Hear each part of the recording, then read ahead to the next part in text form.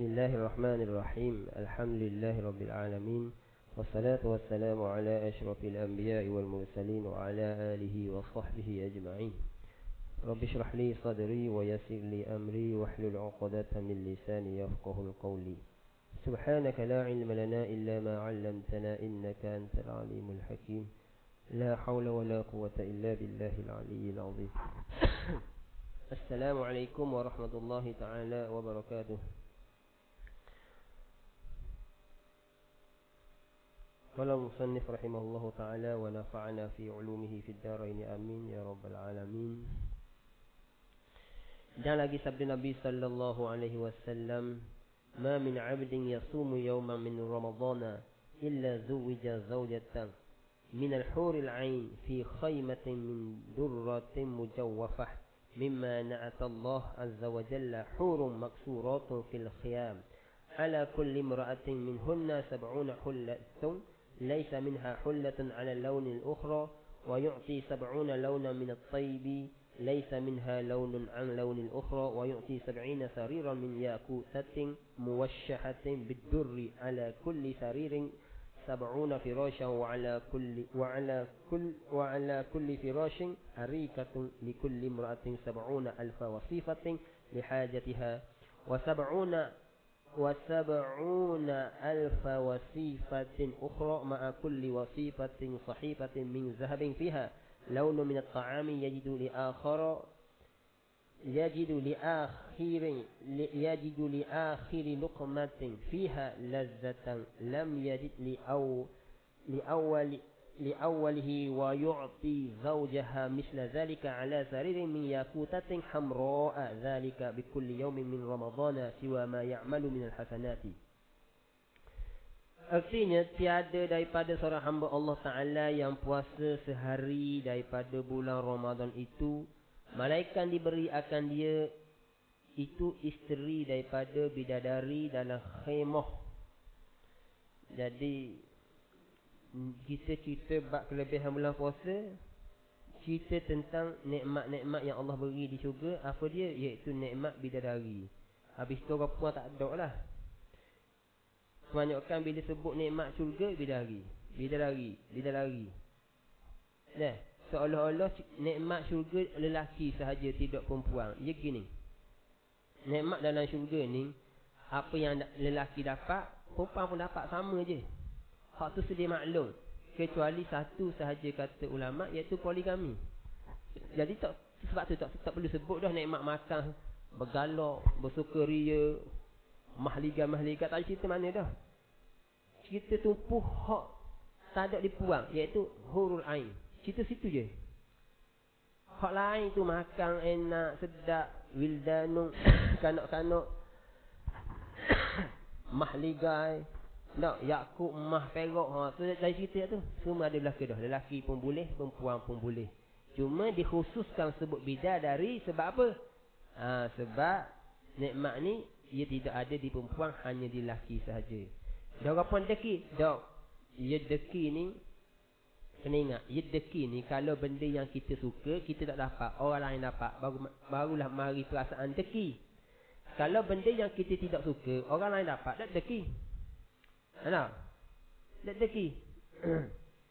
Macam orang yang tak suka makan ni. Nah, tak suka makan ni.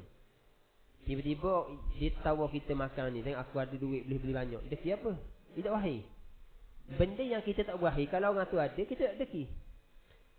Nampak? Kita deki, mari deki ni suatu benda yang kita nak tapi kita tak dapat. Tu. Jadi apa yang nak tak?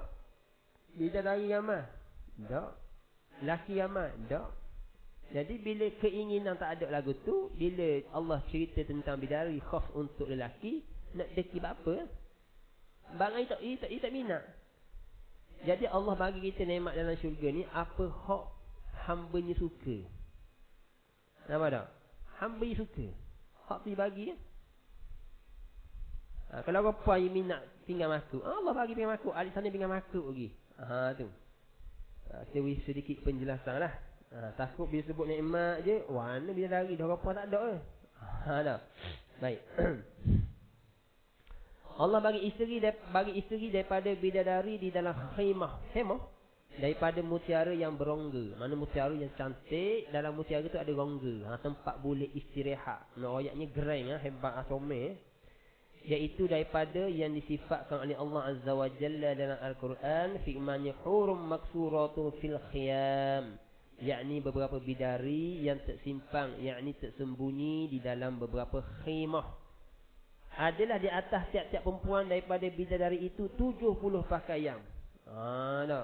Tiap-tiap bidari ni, daripada bidadari ni ada 70 pakaian daripada emas dan perak, dan lainnya yang tiada daripadanya itu pakaian atas warna lain. Lain-lain warna. Ni warna ni, hak ni warna ni, hak ni warna ni, pelbagai, tidak sama.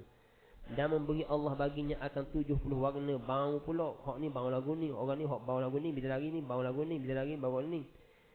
Yang tiada daripadanya itu warna atas warna yang lain. Mana pelbagai warna, pelbagai bau. Dan memberi Allah baginya 70 ratus pula, 70 ratus daripada manikan yang merah yang dipermata dengan mutiara. Di atas tiap-tiap peratus itu 70 pulak hampuran, dan daripada di atas tiap-tiap hampuran itu beberapa bantal yang amat baik, yang indah-indah. Dan bagi tiap satu daripada perempuan itu 70,000 pulak pengasuh. Setiap bidadari itu dibagi pulak 70,000 pengasuh. Untuk apa ni? Yang berkhidmat bagi hajat tiap-tiap perempuan itu. Dan ada baginya pula hak geng-geng khidmat tu, perempuan-perempuan khidmat itu ada pula 70,000 pengasuh perempuan yang lain berkhidmat bagi hajatnya itu. Adalah setiap-tiap satu daripada perempuan itu hidangan daripada emas, di dalamnya beberapa warna, daripada makanan yang dapat pada akhir tiap-tiap suatu daripada makanan itu akan lazat yang tiada dapat pada seumpama permulaannya itu. Tak sama, hak ni rasa gini, hak ni rasa gini. Dan memberi Allah Ta'ala akan suaminya akan seumpamanya demikian itu, padahal ia duduk atas daripada manikam yang merah, macam singgah sana lah. Inilah yang diberikan oleh Allah Ta'ala bagi orang yang puasa dengan tiap-tiap sehari daripada bulan Ramadan. Ni contoh-contoh nikmat. Hal lain banyak lagi. Itu contoh-contoh nikmat. Jadi Allah, Nabi cerita, ulama cerita nikmat dalam syurga ni khas untuk kita nak wis semangat. Nak wis semangat dengar pahala ni, nak semangat sikit. Sebab kita ni iman kanak-kanak. Kanak-kanak dia tak boleh main ikhlas semata-mata. Dia kena upah, coklat ke, cekdih ke, aiskrim ke, baru semangat budak buat kerja. Iman kita kan iman kanak-kanak. Maka sesuai cerita dulu nikmat-nikmat yang ada kalau apa yang kita buat gini. Sebagai naik semangat. Bila kita dah sebati, dah buat amal, barulah cerita pula. Cerita lagu mana? Kita buat amal ni bukan semata-mata kerana nak pahala, tapi kerana Allah. Baru cerita gitu pula. Dia naik setakat.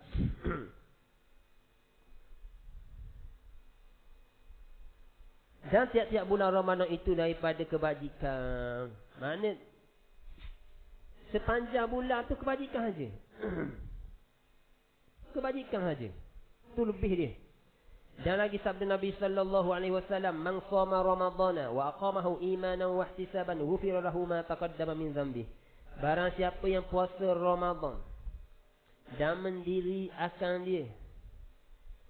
Mendiri ni qiyam lah. Mendirikan Ramadan. Mendiri ni umumlah. Qiyam mulai iaitu solat, nak baca Quran ke, zikir ke, solawat ke, mengajar ke, mengaji ke, tak kira lah. Imanan wahtisaban. Mendirikan dia tu kerana percaya dengan dia, dengan penuh keimanan, kepercayaan, dan kerana menuntut pahala, keredaan Allah. Nescaya diampun Allah Ta'ala baginya akan yang telah terdahulu daripada dosanya. Dosa hak dahulu Allah ampun. Dosa mana kita sebut dosa sebelum ni, iaitu dosa kecil. Dosa kecil Allah ampun belaka. Adapun dosa besar tak lepas daripada melaksanakan rukun taubat. Dosa kecil Allah ampun belaka. Tapi syaratnya imanan wahtisaban. Dan sabda Nabi sallallahu alaihi wasallam, "Lis-shaimi farhatani, farhatun inda iftarihi wa farhatun inda liqa'i rabbih." Adalah bagi orang yang puasa itu dua kesukaan, dua kegembiraan. Nah, iaitu kegembiraan di dunia dan satu lagi kegembiraan di akhirat. Mana kegembiraan dunia? Pertama, suka pada ketika berbuka puasa. Tak ada lah hari lain, hari puasa ramai orang tengok jam. Hari lain tengok mana? Nah, hari lain tak ada orang perhati betul-betul jam. Hari puasa, sikit hari ni. Pas tengok jam. Pas tengok jam. Ada. Tengok orang nampak lagi main game tu. Tengok jam pula, main game pula. Mana ayatnya? Hak jenis main game pun tengok jam. Kalau bulan Ramadan. Mana? Sebab apa? Nak tunggu masa berbuka puasa. Kedua, suka pada ketika dapat bertemu dengan Tuhannya. Tak? Dengan amal-amal ibadat hak kita buat selama ni, ia akan mari perasan ingin suka bertemu dengan Tuhannya. Tapi siapa-siapa yang puasa tak ada mari apa? Rindu nak temu dengan Tuhan. Ada masalah. Ada masalah tu. Kena cek balik puasa kita. Kena baiki balik Hak sekarang ni, hak kita ada kegembiraan ketika berbuka puasa tak? Tapi kegembiraan untuk bertemu dengan Tuhan ada tak mari? Ada. Kena cek balik tu. Ada masalah tu, something wrong tu puasa mu tu. Lagu mana mu buat tu? Siapa tak ada mari perasaan gembira nak bertemu dengan Tuhan tu. Kena cek lah. Kena baikilah kok mana tu. Ada masalah tu, ada masalah tu.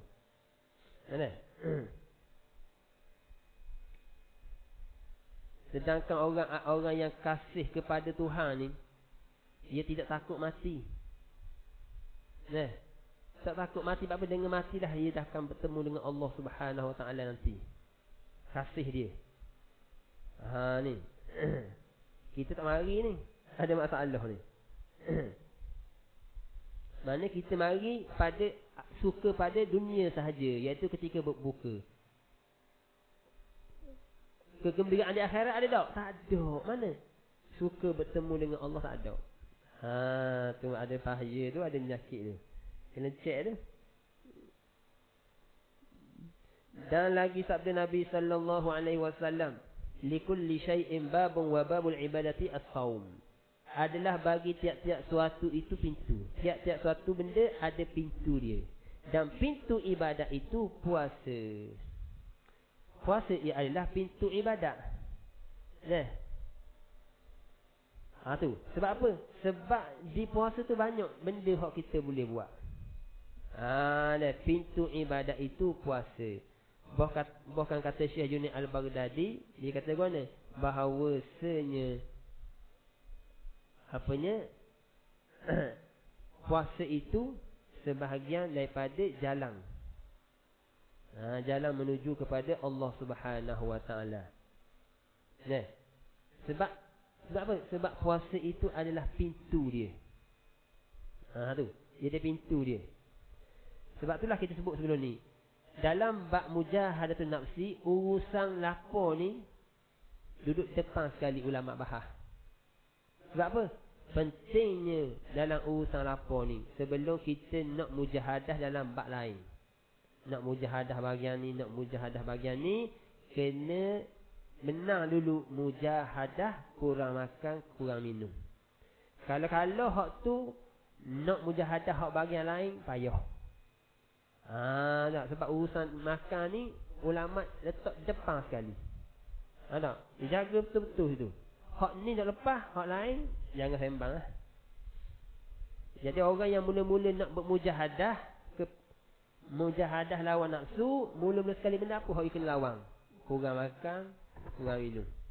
Kalau berjaya ni, dia akan naik sikit lagi. Dia boleh kurang tidur, kurang bergaul dengan orang yang tidak memberi faedah, kurang bercakap yang tidak memberi faedah. Dia mampu tu. Lepas tu dia mampu pula, dia dalam mujahadah tu nafsi kan, dia ada ikhtilafun nafsi, menyalahi nafsu. Bila dia dah dapat mujahadah kurang makan, kurang minum, dia boleh menyalahi nafsu. Apa hak nafsu nak, dia boleh menyalahi. Dia ada kekuatan. Memang nak sunat lagi tu, nak. Tapi kekuatan tu ada. Sebab apa ada kekuatan? Sebab dia sudah berjaya dah kurang makan, kurang minum. Nah. Tapi orang yang tidak berjaya mujahadah kurang makan, kurang minum, payah. Dia nak mujahadah bagian lain, payah. Jangan sembang lah, dia payah. Nah. Sebab tu dia ada apa? Pintu dia. Pintu ibadat puasa lah. Sebab apa? Puasa ni takut paut dengan lapar. Sebab tu kata Yahya bin Mu'az, seorang tokoh sufi yang mengatakan kenyang itu adalah api, lapar itu adalah cahaya. Adapun nafsu syahwah kita adalah kayu api. Bila kita nyala kayu api, maka terbakarlah. Apakah api itu? Kenyang. Bila kenyang, terbakar. Situ penyakit dia. Kalau kita sentiasa kenyang semua, api komarok. Tu. Sebab itulah lapar ini adalah pintu ibadat kita.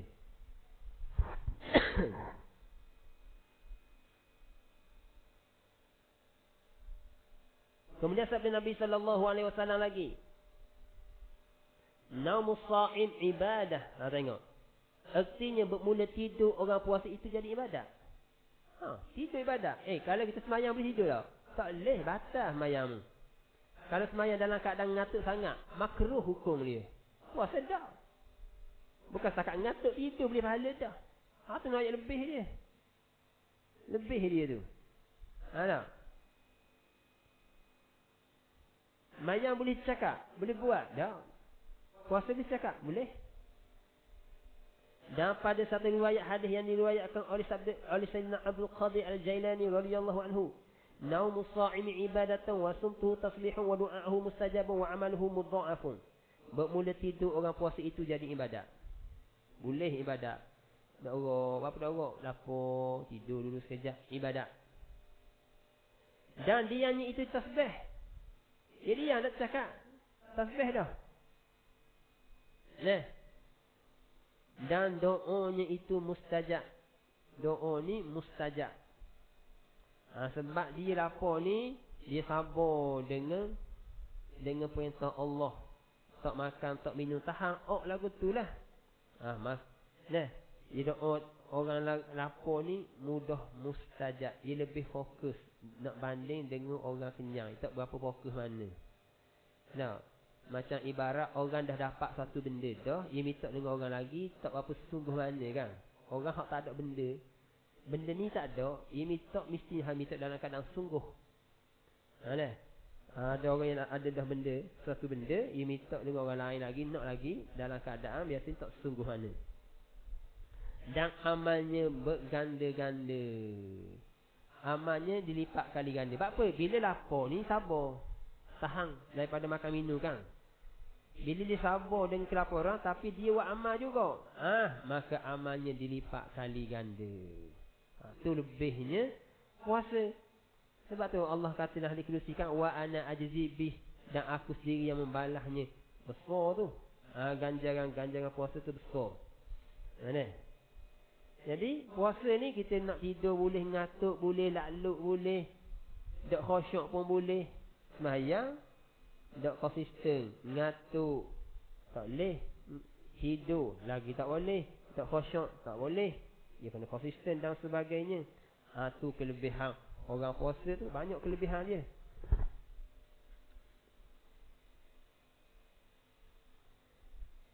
Dan lagi sabda Nabi sallallahu alaihi wasallam, "Idza dakhala syahr Ramadan, futihat abwabul jannah wa ghulqat abwabun nar wa sufidat asyayatin wa nada munadi ya baghil khair halumma ya baghil syarr aqsir." Apabila masuk bulan Ramadan itu, masuk je bulan Ramadan, maka dibukakan segala pintu syurga. Pintu syurga dibuka dan ditutupkan segala pintu neraka dan dirantaikan akan segala syaitan. Syaitan diikat. Bukan dipenjara, diikat. Jaga lain, diikat lain. Jadi timbul soalan, kenapa di bulan Ramadan ada je orang buat jahat? Ada je orang buat jahat. Jadi ulama ni banyak jawapan dia. Antaranya diikatkan syaitan situ bukan mutlak, muqayyad, diqaid, iaitu syaitan. Apa makna syaitan? Syaitan kan diambil daripada perkataan syatona, yang jahat. Mana syaitan yang jahat-jahat, kepala pengat, hak ketua-ketua dia, hak tu ikat. Ada pun hak biasa-biasa tak kena ikat. Ada juga ulama kata diikatkan syaitan ni mutlak, tanpa diqaid. Syaitan tak jahat ke tak, semua kena ikat. Tapi kenapa jahat juga? Dah. Sebab kita kena ingat, kita sebenarnya ada dua musuh. Pertamanya syaitan, yang kedua nafsu. Walaupun syaitan kena ikat, nafsu kita ada. Sebab nafsu ni diri kita. Kita pernah sebut sebelum ni kan, nafsu ni apa benda nafsu? Nafsu adalah sifat bagi diri kita. Nafsu ni, oleh kerana nafsu ni sifat bagi diri kita, sebab itulah payah kita nak lawan dia. Nak lawan syaitan tak sepayah macam lawan nafsu. Sebab tu dalam tasawuf tak ada mujahadah lawan syaitan, yang ada mujahadah lawan nafsu. Bila kita menang lawan nafsu, syaitan kalah lalu dah. Secara automatiknya kalau kita menang dapat lawan nafsu, secara lazimnya syaitan kalah dengan kita. Tapi kalau kita ikut hawa nafsu, lazimnya syaitan jadi kuat. Situ. Syaitan, kita sebut sebelum ni, kita nak lawannya dengan berzikir, baca Quran, takbir, dia lari. Tapi nafsu, kita baca Quran, ia tak lari. Kita berzikir, ia tak lari. Dah apa nak lari? Nafsu tu sifat kita, sifat diri kita. Nak lari kat mana? Tak? Contohnya orang tu dia nafsu ke makan. Nafsu makan, makan pagi, makan tengah hari, makan lepas zuhur, makan asar, makan maghrib, makan. Lepas tu kita nak kurangkan nafsu dia, kita cuba azan kat telinga dia. Dia azan, Allahu Akbar, Allahu Akbar. Ada dia start makan. Tak ada situ. Tapi orang histeria, cuba kita azan. Tepik berana tu. Panas, sakit, nak keluar dah. Nampak tak? Tapi nafsu tak. Nafsu cara dia mujahadah. Nak dapat kekuatan mujahadah, dengan banyak mengingati Allah, zikrullah, salawat, istighfar, baca Quran dan sebagainya. Itu sebagai alat-alat membantu kita ada kekuatan boleh mujahadah lawan nafsu. Kalau tak boleh. Nafsu ni ia gagah. Dan kata ulama lagi, walaupun syaitan kena ikat, tapi ia boleh hello macam orang masuk penjara kan. Boh kepala jahat masuk penjara dah, tapi dia boleh berhubung. Dan tengok kawan-kawan kita, kita ada kawan-kawan kan, jenis kaki ngisap. Kepala dia masuk penjara dah, tapi kenapa ngisap lagi? Ibarat lagu tu lah. Orang jahat boleh lagi atur strategi, walaupun hidup dalam penjara. Makna ulama kata, sebagai ulama kata, walaupun ikat, tapi dia boleh lagi menghasut kita. Masih lagi. Kena ikat je, bukan menjaga. Ibarat macam kita ikat anjing. Walaupun anjing ni ikat, tapi kalau kita dekat, dia mari lagi perasaan gerung, takut kita kan. Lagi nak kekoh orang. Tapi kena ikat dah tu. Tapi aura dia ada tak? Ada. Itulah salah satu tafsiran kenapa di bulan Ramadan setan kena ikat, tapi masih lagi ada yang buat jahat. Jangan menyeru oleh yang munadi, hei orang yang berkehendak berbuat kebajikan, marilah kamu, hei orang yang berkehendak berbuat kejahatan, singkatkan oleh kamu, yakni teguhkan oleh kamu. Dan sabda Nabi sallallahu alaihi wasallam, wallahu a'lam. Bismillahirrahmanirrahim. Alhamdulillahirabbil alamin, wassalatu wassalamu ala asyrafil anbiya'i wal mursalin wa ala alihi washabbihi ajma'in. Allahumma ja'al jam'ana hadza jam'an marhuma wa tafarruqana min ba'dihi tafarruqan ma'suma. Rabbi yasir wa la tu'sir, rabbi tamim bil khair, rabbana atina fid dunya hasanah wa fil akhirati hasanah wa qina adzabannar. Sallallahu ala Muhammad wa ala alihi washabbihi wasallam. Alhamdulillah.